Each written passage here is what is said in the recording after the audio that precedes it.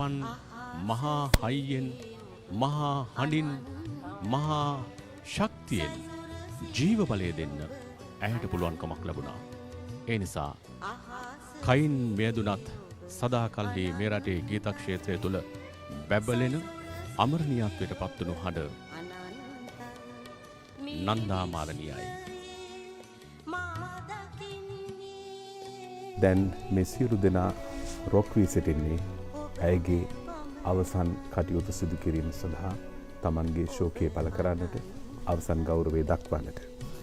බොරැල්ල කනත්තේ නව ආදාහනාගාරයට මේ රසික ප්‍රජාව ඥාතීන් හිතයිශීන් රොක් වී තිබෙන මොහොතේ දැන් අවමංගල රථයෙන් දේහය ආදාහනාගාරයට රැගෙන යාම සිදුවීමට නියමිතයි.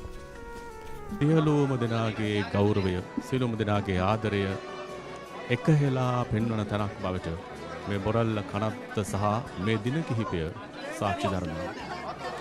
නන්දා මාලනිය විටක චිත්‍රපටය ප්‍රබෝධමත් කළා.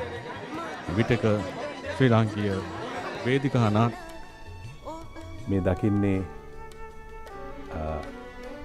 අවසන් කටයුතු සිදුවන මොහොතේ බොරැල්ල කනත්ත ආශ්‍රිතව දැන් වාතලයට දුම් රොටු එක් වෙනවා.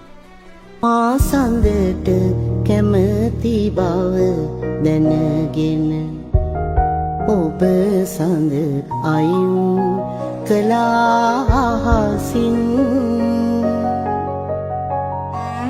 මාමලට කැමති බව දැනගෙන ඔබ මල අයින් කළා නටුවෙන්